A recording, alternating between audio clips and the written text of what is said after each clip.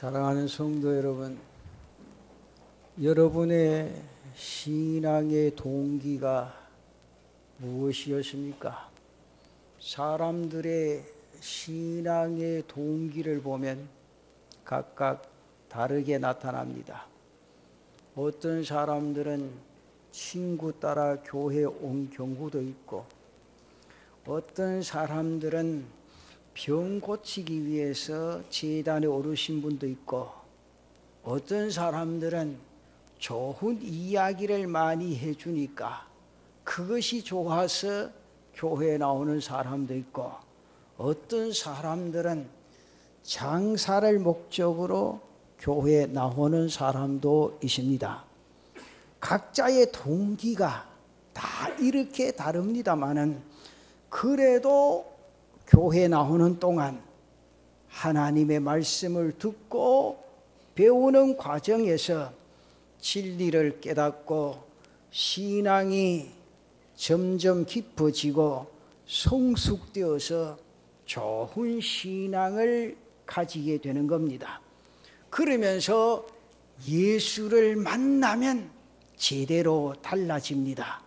변화되어지고 새로워지면서 점점 자신의 삶의 목적이나 방향이 달라지고 보는 시각이나 생각하는 차원도 달라지게 되는 겁니다.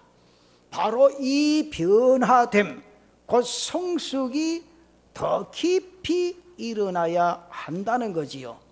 그러나 더 큰 성숙으로 나아가지 못하면 그 자리에 머물고 그 수준의 생각이나 그 수준의 방식으로 하나님의 말씀을 보고 하나님의 말씀을 듣고 하나님의 일을 보게 된다는 거지요. 그러기에 우리는 하나님께서 진정으로 원하시는 바를 알 수가 없고, 그 앞에서 감격하게 화답할 수가 없습니다. 오늘 본문의 말씀에 보면 예수님을 따르던 무리들을 통해서 우리는 그것을 생각하고 느끼고 볼 수가 있습니다. 이 무리들은 오병이어의 이적을 통해서 예수님의 이적을 보았습니다. 그 중에는 보지 못하고 소문을 듣고 나온 사람들도 있었을 겁니다. 그런데 이들은 예수님께서 행하신 그 표적의 의미를 잘 몰랐습니다. 그 의미를 몰랐기 때문에 저들은 또다시 표적을 구합니다. 오늘 요한복음 6장 30절 말씀에 보면 그들이 묻되, 그러면 우리가 보고 당신을 믿도록 행하시는 표적이 무엇이니까? 하시는 일이 무엇이니까? 이미 보았습니다. 이 이적뿐 아니라 그 이전에 행하신 많은 이적을 저들은 보았습니다. 그럼에도 저들은 또다시 표적을 구하고 있습니다. 성도 여러분, 왜 그렇겠습니까? 듣기는 들어도 보기는 보아도 변화되지 않았기 때문입니다. 다시 말씀드리면 성숙이 일어나지 못했기 때문이라 그 말이죠. 따라서 진리의 말씀을 듣고 배워도 깨닫지를 못합니다. 이적을 행해도 그 의미를 모릅니다. 그러니 계속해서 반복하게 된다는 거지. 이것은 저들의 조상들도 마찬가지였습니다. 이스라엘이 출애굽할 때 하나님께서 그들에게 엄청난 기적을 베푸셨습니다. 여러 가지 가운데 하나는 바로 만나를 먹이신 겁니다. 광야에서 먹을 것을 구할 수는 없습니다. 모래 땅이었습니다. 물이라고는 찾을 수 없는 그곳에 식물이 자랄 수가 없지요. 그래서 저들은 처음 출애굽의 엄청난 은혜에도 불구하고 먹을 것을 구하기 없게 되어질 때 모세를 원망하기 시작합니다. 그러면서 하나님을 향하여 불평하기도 시작합니다. 원망하고 불평하는 저들에게 하나님께서 하늘로부터 만나를 내려주셨습니다. 여러분, 만나가 무슨 말입니까? 만이라는 말은 이것이 무엇이냐 그런 뜻입니다. 어느 날 아침에 이스라엘 백성들이 자고 일어나서 천막 밖에 나가보니 하늘로부터 하얀 가루가 내려앉는 겁니다. 그것을 보고 만나라 그렇게 한 겁니다. 만나는 가시 같은 작고 하얀 것입니다. 아침이 되면 이스라엘 진영 근처에 떡가루처럼 내려앉았습니다. 그것은 마치 밀가루에 꿀을 섞은 과자 맛과 같았다 그렇게 말합니다. 참 신기하게도 그 만나가 아침에 내려서 이스라엘 백성들이 거둘 양만큼 거두면 나머지는 다 사라져 버렸습니다. 이것을 40여 년 동안 이스라엘 백성들에게 주셨습니다. 그런데 저들은 순간순간 여러 가지 모양으로 모세를 원망합니다. 하나님께 불평을 합니다. 심지어는 모세를 죽이겠다고 대적까지 하고 있습니다. 여러분, 참으로 답답한 노릇입니다. 그 엄청난 일을 경험하고 그 일을 오늘 또 경험하면서도 그것을 바라보지 못하고 그것을 믿지 못하고 모세와 하나님을 원망하고 불평하고 있다는 말이죠. 이것은 후에 예수님 당시 이스라엘 백성에게도 동일하게 나타납니다. 오늘 또 그대로 나타납니다. 내가 살아가는 것, 내가 예수 믿고 변화되어진 일, 내 안에 일어난 기적과 같은 일을 경험하고도 믿지 못하고 그 깊은 뜻을 알지 못한다면 주님께서 보시기에 얼마나 답답한 노릇이겠습니까? 그러한 저들에게, 우리들에게 주님은 당신의 생명의 떡이심을 분명히 말씀합니다. 사랑하는 성도 여러분, 외적으로 나타난 현상만 보고 그것만을 보기를 원하는 저들에게 주님은 그 표적에 깊은 뜻이 있음을 말씀합니다. 오늘 주님의 떡과 잔을 받으면서 사랑하는 성도들, 그것을 볼 수 있는 영의 눈이 떠여지는 귀한 시간 되시기를 바랍니다. 그것을 깨닫는 은혜도 있기를 바랍니다. 그때 우리는 하나님께서 말씀하시고자 하는 진리의 깊은 세계로 들어가고 그 진리 안에서 자유할 수 있는 은혜가 있게 될 줄로 믿습니다. 그래서 오늘 본문에 나타난 말씀을 가지고 생명의 떡에 대해서 몇 가지 생각해보고 성찬에 참여하기를 원합니다. 그 첫째는 만나는 하늘에서 내려온 떡입니다. 그러한 의미로 오늘 본문의 말씀을 한번 생각해 보십시오. 먼저 만나는 하늘로부터 내려온 떡입니다. 이스라엘 백성들은 이 만나를 하늘로부터 온 떡으로 이해를 해요. 시편 105편 40절에 나타난 말씀을 우리가 잠시 보면 만나는 하늘로부터 내려온 생명의 떡이라. 그들이 구한즉 하나님께서 주신 그 만나의 역사를 하늘의 양식으로 만족하게 하신 은혜가 있었습니다. 이것을 생명의 떡이라 그랬어요. 그렇습니다. 만나는 모세가 준 것이 아닙니다. 물론 모세의 기도로 하나님께서 이스라엘의 형편이나 이스라엘 사정을 아시고 이 만나를 하늘로부터 내려주셨습니다. 그러나 모세가 준 것이 아니라 하나님께서 주신 겁니다. 사랑하는 성도 여러분, 모든 식물은 사실 다 하늘로부터 내려온 겁니다. 우리가 이 땅에서 살면서 육식과 채식을 합니다.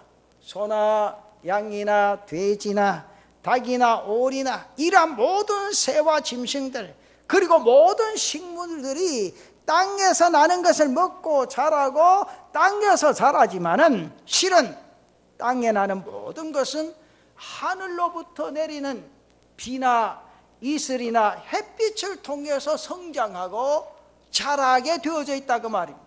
그래서 결국 생명의 근원은 하늘로부터 내려오는 줄로 믿습니다. 만나는 바로 이것을 일깨워 주는 겁니다. 너희의 생명이 땅에서 땅으로부터 이루어지는 것이 아니라 바로 하늘로부터이다. 하늘로부터 생명이 주어져야 하늘로부터 내리는 것을 먹어야 이 땅 위의 인생의 삶을 온전하게 살아가게 되어진다 보여주시는 상징이라 그 말이지. 오늘 주님의 떡과 잔을 받으면서 이러한 사실을 깨닫는 은혜가 있으시기를 바랍니다. 지금은 만나가 내리지 않지만 오늘 우리에게 주어지는 모든 식물들은 하나님께서 하늘로부터 주셔서 우리가 이것을 얻는다는 것을 깨닫고 겸손하게 감사하며 살아갈 수 있어야 된다 그 말입니다. 그래서 우리가 먹고 마시는 그 순간마다 하나님께서 나에게 생명을 허락하신다는 사실에 감사가 넘치는 성도들의 삶이 되시기를 바랍니다. 그리고 두 번째는 영원한 진리를 상징합니다. 만나는 영원한 진리를 상징적으로 보여주는 겁니다. 신명기 8장 3절에 보면 이렇게 말씀을 하십니다. 너를 낮추시며 너를 줄이게 하시며 또 너도 알지 못하며 내 조상들도 알지 못하던 만나를 내게 먹이신 것은 사람이 떡으로만 사는 것이 아니요 여호와 입에서 나오는 모든 말씀으로 사는 줄을 내가 알게 하려 하심이니라. 사랑하는 성도 여러분, 하나님께서 만나를 주신 이유로 사람이 떡으로만 사는 것이 아니라 하나님의 입에서 나오는 모든 말씀으로 사는 줄을 알게 하기 위해서라 분명히 말씀합니다. 여러분, 예수님께서도 공생애를 시작하기 전에 40일 금식기도 하십니다. 그 후에 광야에서 시험을 받으실 때 마귀로부터 돌이 똘로 떡이 되게 하여 먹으라, 그 시험을 말씀하십니다.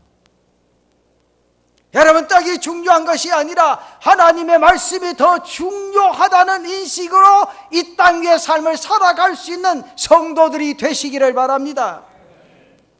왜 그렇습니까? 만나는 단지 육체를 만족시키는 떡이 아니라 영원한 생명의 떡을 상징적으로 보여주는 것이라 그 말입니다. 그리고 그것은 이례적인 것이 아니라 영원히 계속되어져야 함을 의미하고 있다는 겁니다. 사랑하는 성도 여러분, 만나는 땅에서 생성된 것이 아니라 하늘로부터 내려왔습니다. 예수님께서 하나님께서 주신 겁니다. 이렇게 하신 것은 저들로 단순히 배부르게 하기 위해서가 아니라 하늘로부터 오는 양식으로 하나님께로부터 계속적으로 생명이 주어져야만 살 수 있다는 것을 의미하고 있다는 거지. 그래서 예수님께서 나는 생명의 떡이라, 나는 생명의 떡이라 누차 강조하셨다 그 말이죠. 오늘 생명의 떡 대신 주님 바라보고 만족하며 살아가는 성도들 되시기를 축원합니다. 그러면서 마지막 결론적으로 예수님은 생명의 떡이십니다. 이 생명의 떡이 필요한데 여러분, 이것을 어디서 얻을 수가 있습니까? 하늘로부터 내려오는 이 떡을 누가 준단 말입니까? 다시 출애굽 때와 같이 하나님께서 하늘에서 그러한 만나를 주셔야 합니다. 그런데 그럴 수 없다는 거지요. 그러면서 그럴 필요도 없습니다. 예수님이 바로 그 생명의 떡이심을 믿으시기를 바랍니다. 그래서 오늘 주님은 나는 생명의 떡이라 그렇게 말씀하십니다. 유대인들은 만나에 대한 기대를 하고 있었습니다. 그들은 메시아가 오면 다시 하늘로부터 만나가 내려질 것이라고 믿고 있었습니다. 외경에 보면 이러한 내용이 기록되어 있어요. 예수님께서는 저들의 기대와 믿음을 알고 있었다. 그것을 아셨기에 이제 저들에게 선포하시는 것이다. 내가 바로 그 생명의 떡이라고. 이것은 예수님과 우리의 관계적인 차원에서 말씀하는 겁니다.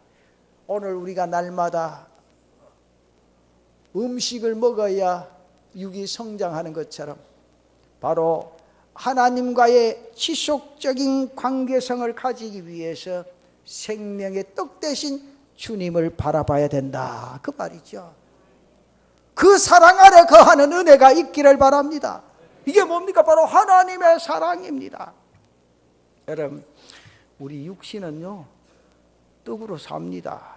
밥을 먹어야 돼요. 안 먹으면 허기 줘서 일은 못해요. 드셔야 합니다. 그러나 영은 하나님의 말씀으로 사는 줄로 믿습니다. 하나님의 사랑으로 삽니다. 우리는 이 사랑을요 날마다 먹어야 돼요. 사람은요 사랑을 먹지 않으면 살 수가 없습니다. 여러분, 사랑을 먹지 못하는 것은 마치 식물이 햇빛을 받지 못하는 것과 똑같습니다. 여러분, 식물이 햇빛을 보지 못하면요 순식간에 시들어 버립니다. 사람도요 이 땅 위에 인생의 삶을 살아가면서 사랑을 받지 못하면요 살지 못합니다.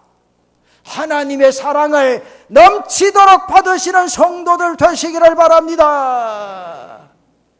이 땅 위에 인생의 삶을 살아가면서 그 사랑을 받지 못하고 그 사랑을 알지 못하면 영적으로 죽음이다, 그 말이요. 예수님은 이 사랑의 실체요 사랑의 완성이십니다.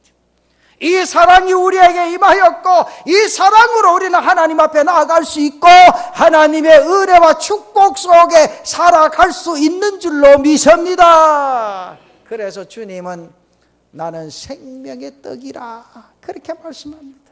주님께서 말씀하시죠. 오늘 본문 6장 51절에 보면 이렇게 말씀합니다.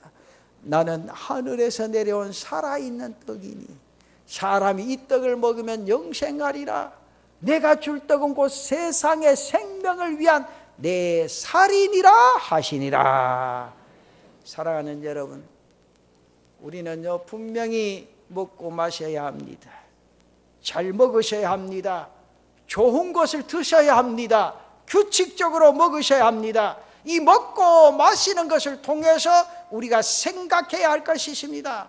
그것은 모든 것이 하늘로부터 온 것이라는 사실을 인지할 수 있는 은혜가 있기를 바랍니다.